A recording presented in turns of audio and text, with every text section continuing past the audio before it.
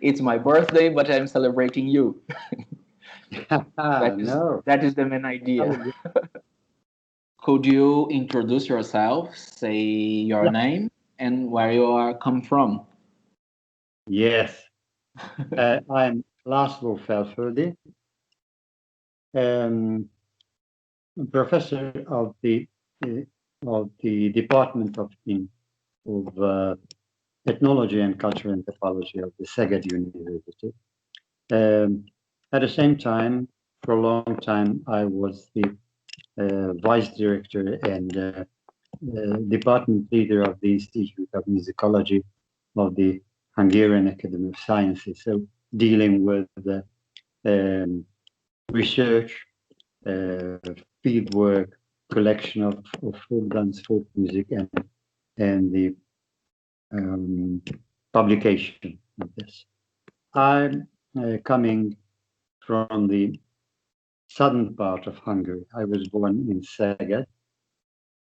Later on, I moved with my parents to the north, and I came back to the Szeged University, and I finished here ethnography or ethnology and two languages, the English and Russian literature and linguistics. So that was my background, literature and linguistics plus the ethnology. And then after finishing the university, I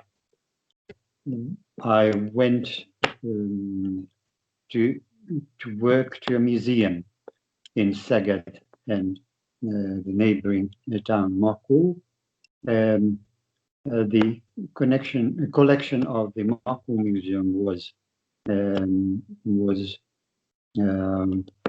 my job. It means I was the supervisor of that, and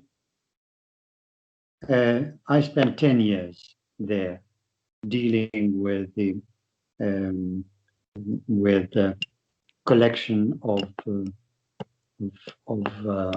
exponents, organizing exhibitions, visiting conferences. So that was my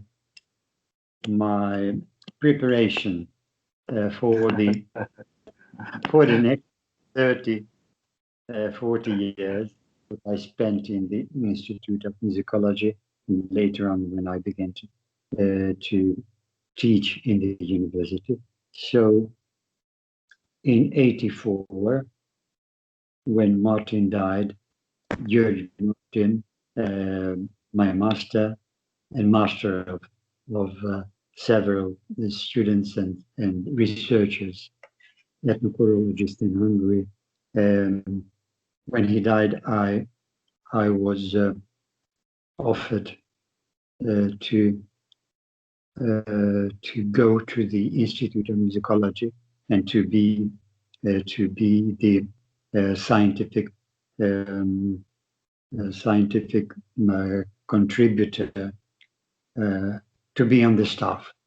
So it was not how to tell it, a surprise for me, because I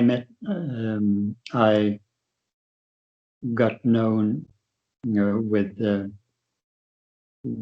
Martin 15 years before. I met him first on a conference, and I was surprised about him, how clever, how sharp he was. And then I asked him to be my supervisor, because I planned my doctoral dissertation at that time, and uh, it was a good chance to be in close connection with him, and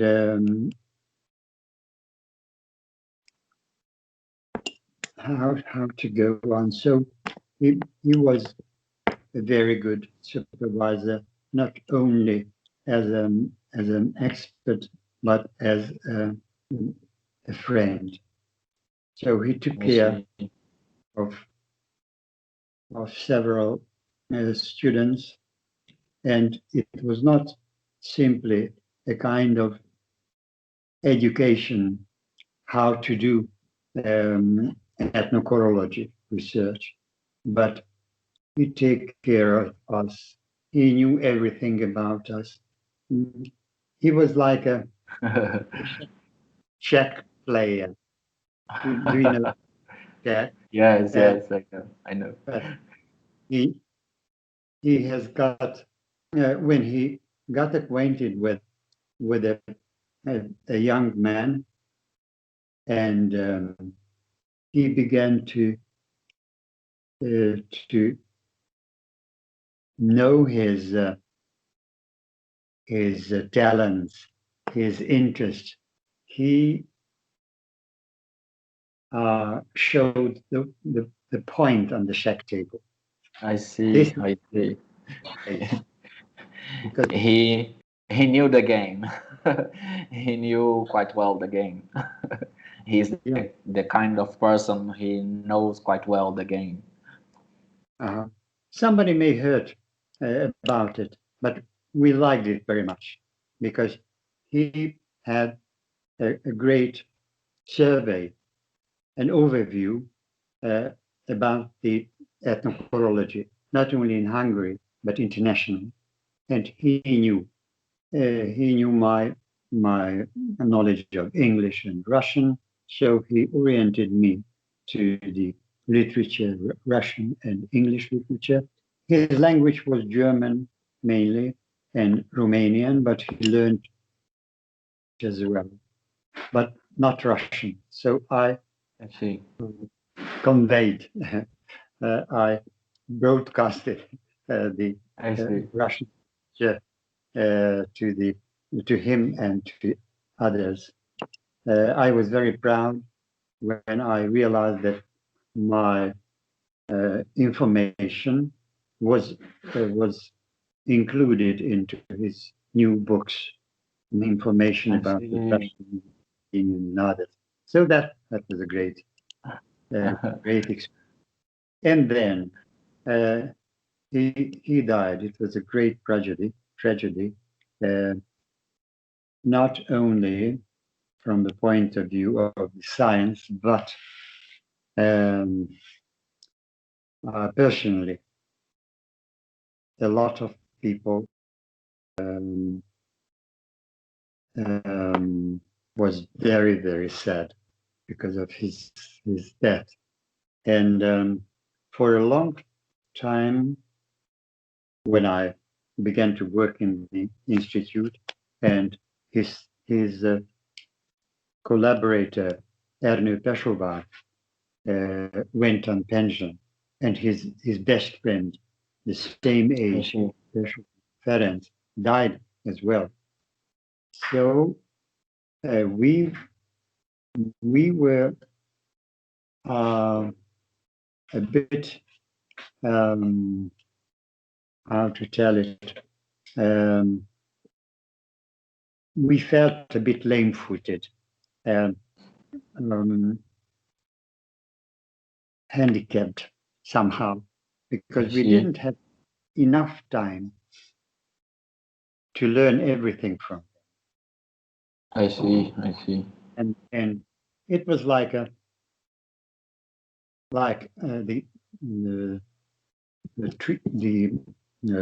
ethnochorology in Hungary at that time resembled a tree where there were a lot of fruits already. There were blossoms and there were green leaves, but how to go on with it? I see. Go on with it, and it was not. The situation was more complicated because this was the time of the change of research research foundation. I mean, previously the money came from the state, and it was sure and safe every month. The money appeared, but from this time, there was no direct subvention from the state, only for the infrastructure. I mean, for the electricity and heating. I see. We had to learn how to write applications. How we had to know who may give us, which foundation may give us money and for how much. And we had to plan in the light of this perspectives on, I don't know, how to express this heavy feeling and heavy situation that without application, you cannot go out from the institute to make a film, anything, to publish a book, nothing. You had to apply for everything. It turned out that academy has a kind of privilege in this. So it was after a time when we learned the system and learned the process, how to do this, the knowledge came, and it was already better. But we couldn't follow, we couldn't continue research and ethnochorology research from that point when he died. I see. So I see. you can imagine that we had to learn ourselves a lot of things. First, Martin already warned us that after our death, we won't be able to interpret everything what is on the film, because we were there, we had the experience, how the atmosphere, everything. You cannot interpret what happened when he, I don't know, he did some extra movement, and it turned out later that that man was maybe barefooted, maybe on his left leg, maybe he was a left leg person, one right hand and right leg person, which is the stronger. I see. And we didn't know about it. He knew, but it was not written in the records on the field station. But it took some years, and we collected the same experiences, maybe not on the same place, not with the same persons. We tried to do that, but many of them died in the meantime. So we had new places, new persons, but somehow we learned how to interpret the atmosphere and situation. What you remember somewhere here, it is there. When you you choose a piece of dance, you transcribe and you publish it. You analyze, you interpret. Then, if you have this experience, it comes ahead, and you may use this information, but without it, not. But we collected a lot of similar or the same experiences, and we went on. We tried to go on, but it was not the same path, but it was not the same way how it went on. Do you believe that this in some way helped this group to develop the idea of what is ethnochoreology? It's a thing that comes to my mind now, hearing you. Do you think this experience in somehow helped this group to develop this kind of methodology to research dance? Yeah,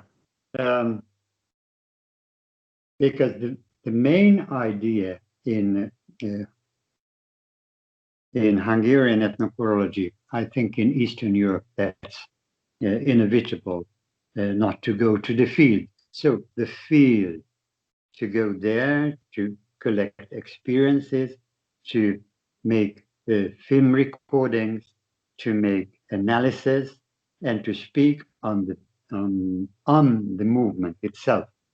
So not above, not around, not from below, but the core itself, to grasp the movement, which is the central, the core part of the phenomenon of dance. So that's the idea. It was Martin's and his generation's main idea to speak about the movement and not write a lot about the dress of the bride. I see.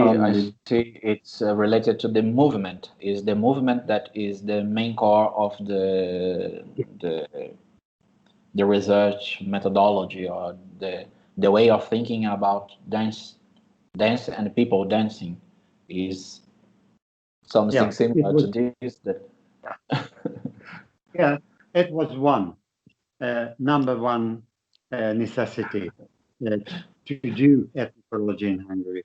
The other one, this is the relationship of music and dance, movement and the sound. It is very important for their generation, and it was not. Nowadays they say it's a new field, the choreomusical analysis. A new field. Simply, it was not so widespread, and it was not everybody recognized the importance of this relationship, because the music is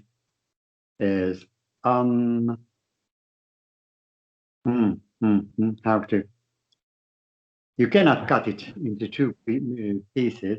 You have to take it one by one. That's why for Martin, when they made the transcription, here the movements from below up, and the melody was parallelly transcribed, and you could recognize what's happening in the music and what's happening in the dance.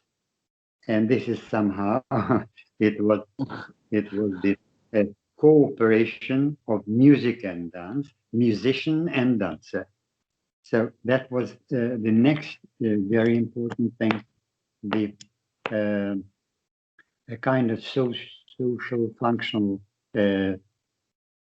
relations in dance. It means the community, individuality. Remember, we spoke a lot about this individuality principle in dance. The individual dancer shares the collective knowledge, and he is he is interpreting that, and he renew, he add, and the community judge always the innovations are judged by the community. So I see. this kind of relationship in the dancing community this decides very much the dance culture, the knowledge about dance, a kind of cognitive um, perspective of dance and dancing, which was also important. Cognitive aspect came later, much later. I think it was Martin's very natural and very obvious way of thinking, because he knew everything in the field. He knew a lot of persons as friends, a lot of dancers as friends, even family friends. So remember the book about Mátyás István Mondrucs. I told a lot of time the story that he followed Yes, I this remember. man almost 40 years, and he recorded him several times in different situations, different contexts. Took a lot interviews, a lot of interviews with him. So this is something what gave Martin to go so deep in this individuality research in folk dance. So what else? I'd like to know a bit about your uh, family traditions and about yourself, and then we can come back in Yes, Martin yes. and other Hungarian. Yes, I would like to ask you about your own experiences as well, because for me it's Mhm. interesting to learn from you. And I remember the readings that I've done in your work, and for me it's a seminal experience to see how you always pay attention in the histories about. Uh, I have a close relation with what we call here in Brazil the ancestors. Our ancestors are quite important for us, and for me, in your work, there has always this history's relation with our parents, our grandparents, and Yes, this kind of tribute. yes, I believe in it. Maybe not me, but I I am sure that um, it's an important um, motive in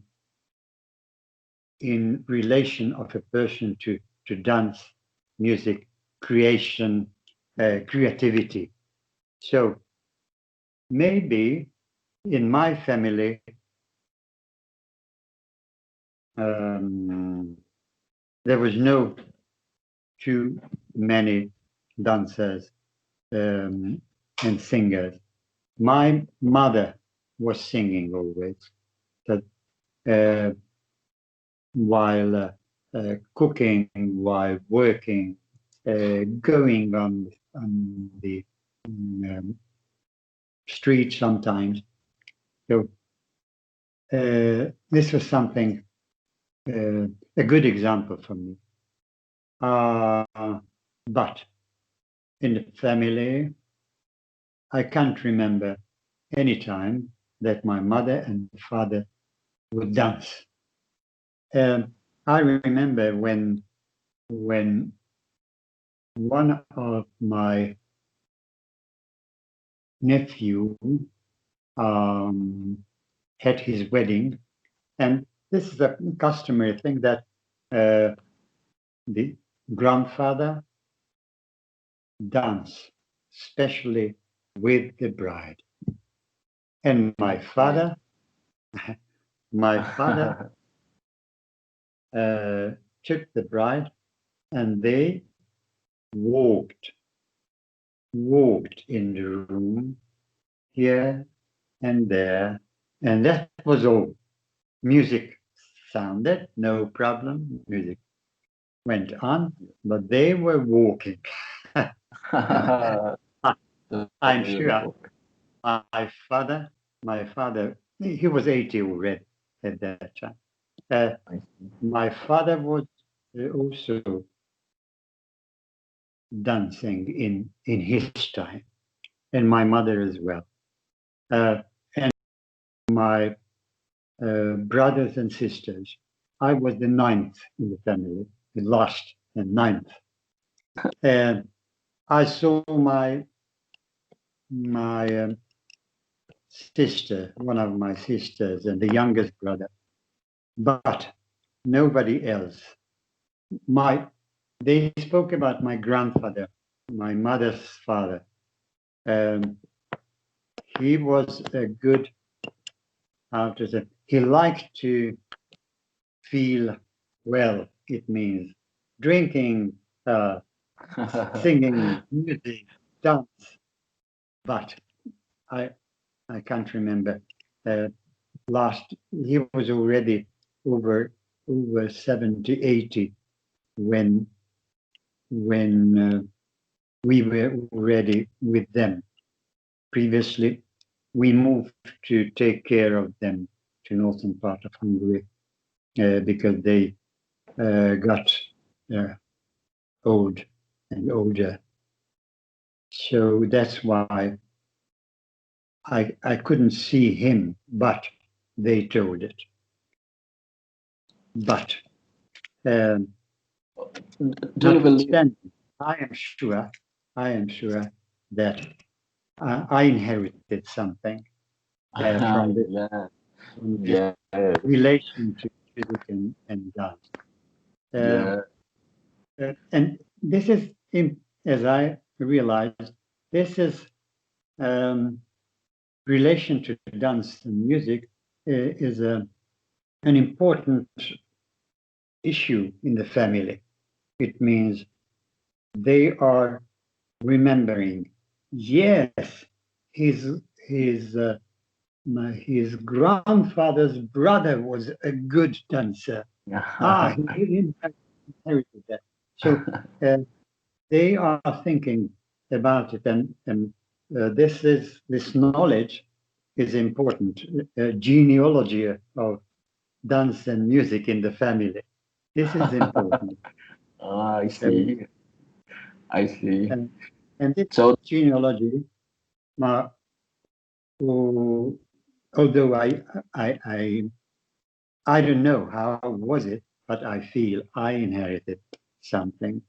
That's why uh, in the family legend, I remember they told that when I was when I was 4, 5 years old in the kindergarten in Szeged, we uh, had such performances for the parents, and I was dancing on that performance spectacle. I was dancing with a small girl, and I had a small gum boot, a black gum boot. I love the And Hungarian boot. I the love the song, Hungarian boot. yeah. Úgy kell járni, úgy kell járni, Sárikati tudja, hogy kell járni. You have to dance such a way and such a way. And my partner, Shari Koti, it was Kitty, she knows best. That was the text to the melody. I can't remember, but the family remembered each of the movements, each of the sounds, and they told me. I see. I So see. that's my first dance. Later on, it was customary at that time beginning of the 50s, there were, it was customary to organize folk dance groups everywhere, not only folk dance companies, but folk dance group in the factories, in the schools, everywhere.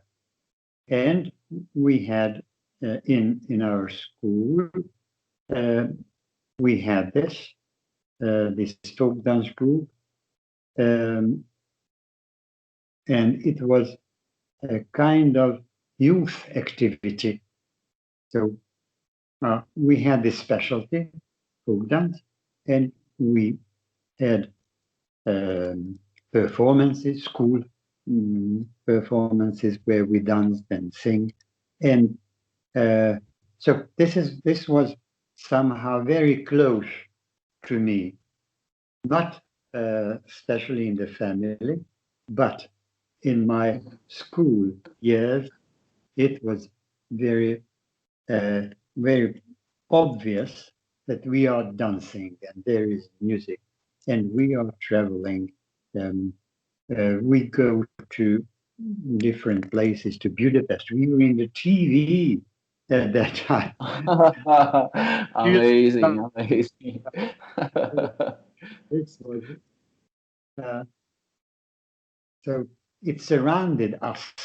It was so close to us that you may get this knowledge, how to move, how to develop your body more intelligent. So that's I why see. I see. but at the same time, it was a political activity, what we didn't know, and we didn't pay attention to it. We children uh, danced and we were happy with it.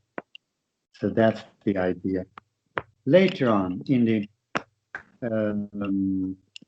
when I finished the secondary school, I went to the town ensemble, and then when I went to the university, Szeged, I joined the university folk dance group, and then I became at the end when our generation was the oldest in the group. I became the leader of the folk dance group. So I what I want to say in summary that yes, it was folk dance was very very obviously close to me. So everywhere you could uh, access this knowledge at that time. And it was natural that when I came back to Szeged to the university, I enlisted to the ethnology department. My main specialties were the language and literature, English and Russian, and additionally, I learned ethnography. And after that, when I worked in the museum, it was also natural that I went on and dealt with ethnography and folk dance research, and then my path went directly to the Institute of Musicology, where I had already Martin as a very good connection and friend. And it was a tragedy for me that he died. I see. I So see. much family. Martin was one of my family members. I'm thinking now how could be so interested if we bring to the academy this role that you had so close with Georg Martin that you are saying for me now he is my family. For example, I when I talk about you and I talk about ague, I have the same the same feeling. That's why It's I dangerous. You have to go so, on. You have to follow this path, and it's not so yeah. easy. Yes, it's not easy. So I believe for us going to the end of this talking now, I could talk with you my entire day. um, but what do you think could be the role of a dance researcher today in society? First level, I think each piece of knowledge is very important about our tradition, about our culture, not only the past but the present at the same time. So on this level, it's inevitable to do research. On the other side, I think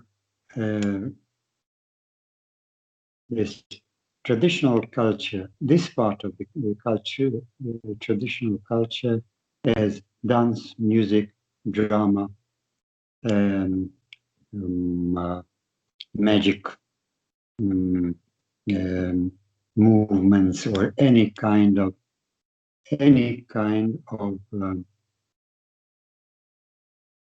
intellectual part of the tradition is very important because it's very much in danger.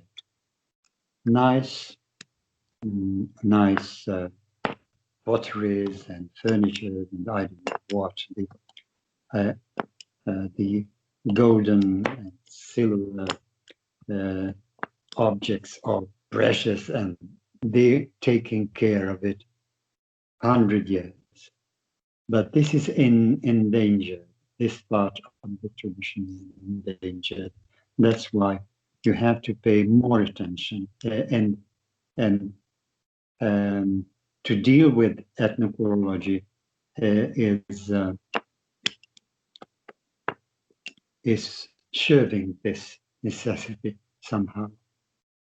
Dance, uh, especially, is, as I realize, we need it because this part of our human life, this motoric activity, is weakening and weakening.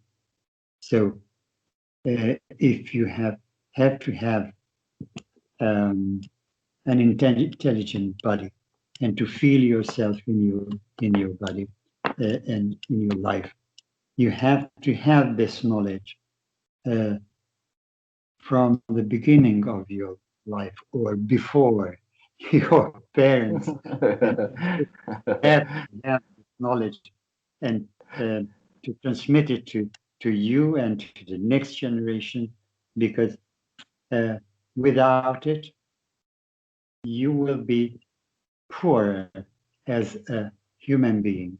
At the same time, to be a human being, it is one thing, it's an important, but additionally, you are European, you are South American, the others are Indian, and in Brasilia, you belong to a smaller region, to a smaller family, to a smaller group of people. And these are all possibilities to have special knowledge and to be proud of your being Brazilian and Hungarian and Dimash, Kalataszeg, and this is the main idea.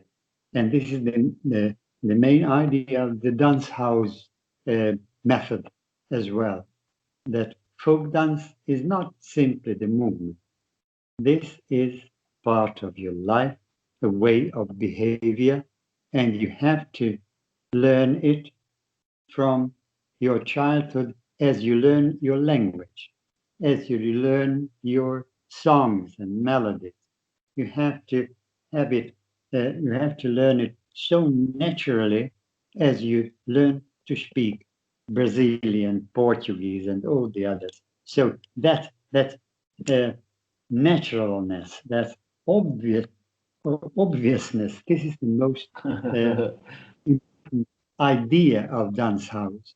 Not simply to teach it, but to give the possibility for the children to learn, because it's in vain that you teach. He will know what he wants to know. If he refuses, nothing happens. The tradition fly away. Thank you so much, Professor. It's an honor for me. It's the best anniversary that I could have in my life. Is talking to you at this moment. Thank you so much. I greatly appreciate this. Hey. I would like to hug Bye. you now. Goodbye. All the best to you. Goodbye.